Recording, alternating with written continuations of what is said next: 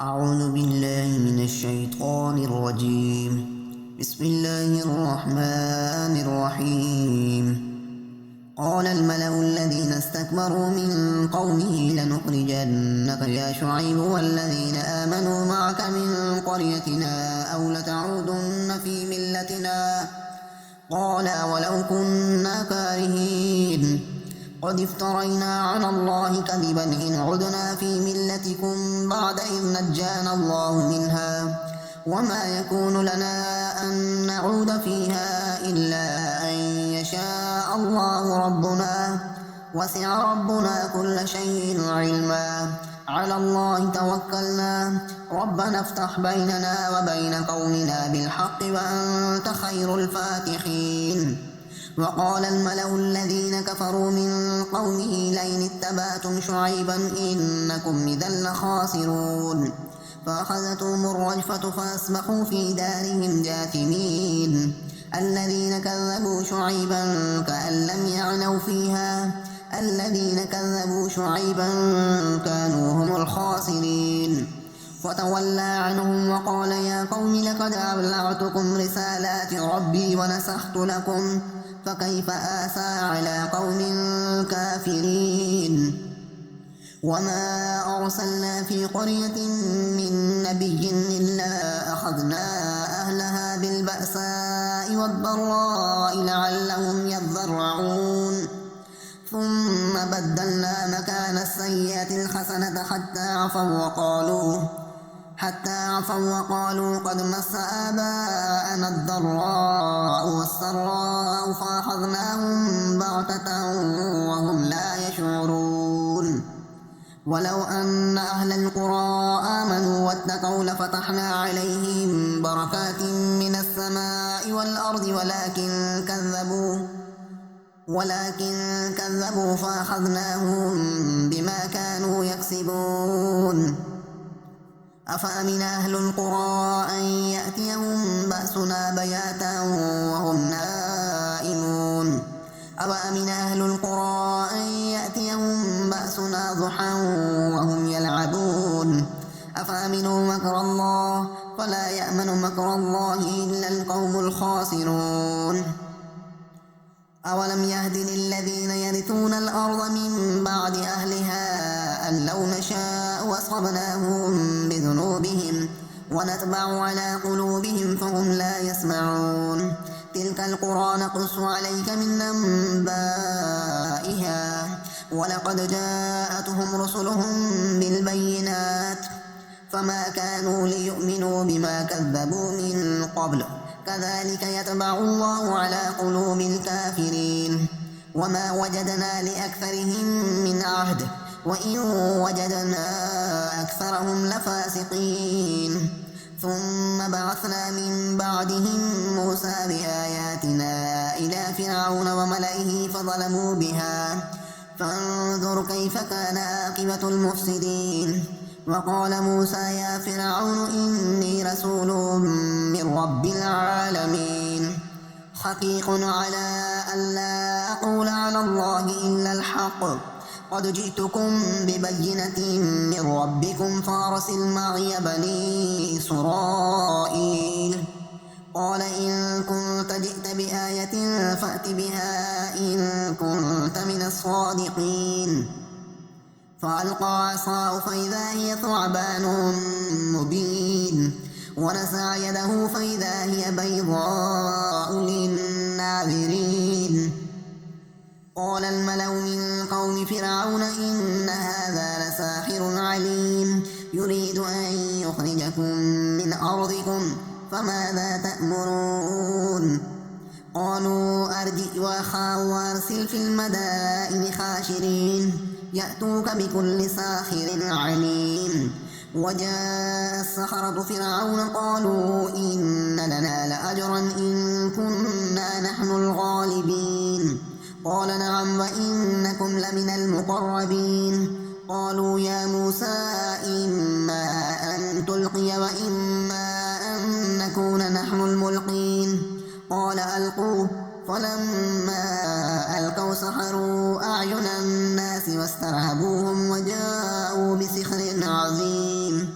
وأوحينا إلى موسى أن ألقي عصاك فإذا هي تلقف ما يأفكون ووقع الحق وبطل ما كانوا يعملون فغلبوا هنالك وانقلبوا صاغرين وألقي السحرة ساجدين قالوا آمنا برب العالمين رب موسى وهارون قال فرعون آمنتم به قبل أن آذن لكم إن هذا لمكر مكرتموه في المدينة لتخرجوا منها أهلها فسوف تعلمون لأقطعن أيديكم وأرجلكم من خلاف ثم لأصلبنكم أجمعين قالوا إنا إلى ربنا منقلبون وما تنقم منا إلا أن آمنا بآيات ربنا لما جاءتنا ربنا أفرغ علينا صبرا وتوفنا مسلمين وقال الملأ من قوم فرعون تذر موسى وقومه ليفسدوا في الأرض ويذرك وآلهتك قال سنقتل أبناءهم ونستحيي نساءهم وإنا فوقهم قاهرون قال موسى لقومه استعينوا بالله واصبروا إن الأرض لله يورثها من يشاء من عباده والعاقبة للمتقين قالوا أوذينا من قبل أن تأتينا ومن بعد ما جئتنا قال عسى ربكم أن يهلك عدوكم ويستخلفكم في الأرض فينظر كيف تعملون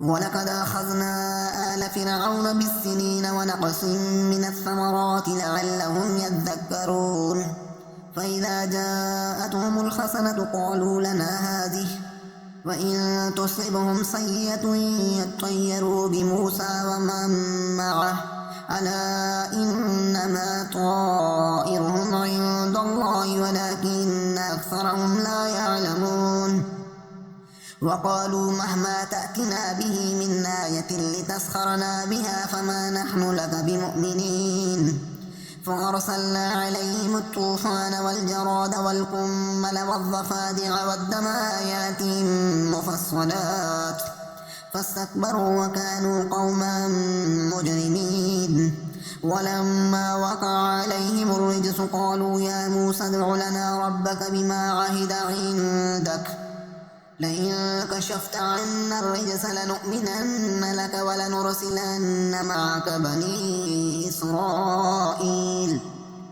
فلما كشفنا عنهم الرجس إلى أجل هم بالغوه إذا هم ينكثون فانتقمنا منهم فأغرقناهم في اليم بأنهم كذبوا بآياتنا وكانوا عنها غافلين وأورثنا القوم الذين كانوا يستضعفون مشارق الأرض ومغاربها التي باركنا فيها وتمت كلمة ربك الحسنى على بني إسرائيل بما صبروا ودمرنا ما كان يصنع فرعون وقومه وما كانوا يعرشون وجاوزنا ببني إسرائيل البحر فاتوا على قوم يعكفون على أصنام لهم قالوا يا موسى اجعل لنا إلها كما لهم آلهة قال إنكم قوم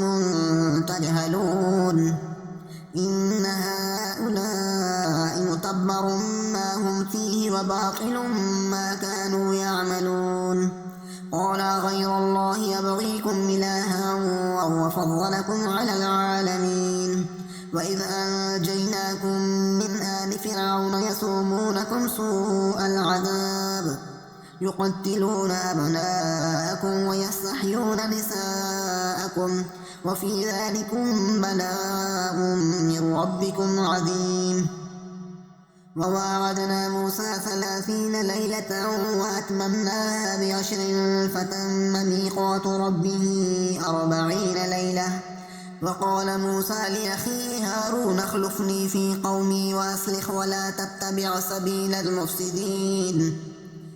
ولما جاء موسى لميقاتنا وكلمه ربه قال رب أرني أنظر إليك. قال لن تراني ولكن انظر إلى الجبل فإن استقر مكانه فسوف تراني. فلما تجلى ربه للجبل جعله دكا وخر موسى صعيقا. فلما أفاق قال سبحانك تبت إليك وأنا أول المؤمنين. قال يا موسى إني اصطفيتك على الناس برسالاتي وبكلامي فخذ ما آتيتك وكن من الشاكرين. وكتبنا له في الألواح من كل شيء موعظة وتفصيلا لكل شيء فخذها بقوة وأمر قومك يأخذوا بأحسنها سأريكم دار الفاسقين. سأصرف عن آياتي الذين يتكبرون في الأرض بغير الحق وإن يروا كل آية لا يؤمنوا بها وإن يروا سبيل الرشد لا يتخذوه سبيلا وإن يروا سبيل الغي يتخذوه سبيلا. ذلك بأنهم كذبوا بآياتنا وكانوا عنها غافلين. والذين كذبوا بآياتنا ولقاء الآخرة حبطت أعمالهم هل يجزون إلا ما كانوا يعملون.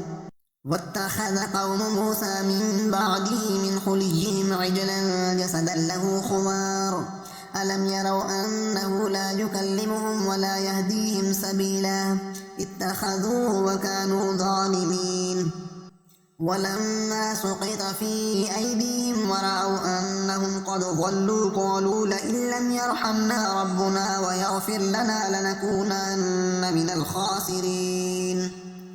ولما رجع موسى إلى قومه غضبان آسفا قال بئس ما خلفتموني من بعدي أعجلتم أمر ربكم وألقى الألواح وأخذ برأس أخيه يجره إليه قال ابن أم إن القوم استضعفوني وكادوا يقتلونني فلا تشمت بي الأعداء ولا تجعلني مع القوم الظالمين. قال رب اغفر لي ولأخي وأدخلنا في رحمتك وأنت أرحم الراحمين. إن الذين اتخذوا العجل سينالهم غضب من ربهم وذلة في الحياة الدنيا وكذلك نجزي المفترين. والذين عملوا السيئات ثم تابوا من بعدها وآمنوا إن ربك من بعدها لغفور رحيم. ولما سكت عن موسى الغضب أخذ الألواح وفي نسختها هدى ورحمة للذين هم لربهم يرهبون. واختار موسى قومه 70 رجلا لميقاتنا فلما أخذتهم الرجفة قال رب لو شئت أهلكتهم من قبل وإياي أتهلكنا بما فعل السفهاء منا إن هي إلا فتنتك تضل بها من تشاء وتهدي من تشاء أنت ولينا فاغفر لنا وارحمنا وأنت خير الغافرين. واكتب لنا في هذه الدنيا حسنة وفي الآخرة إنا هدنا إليك.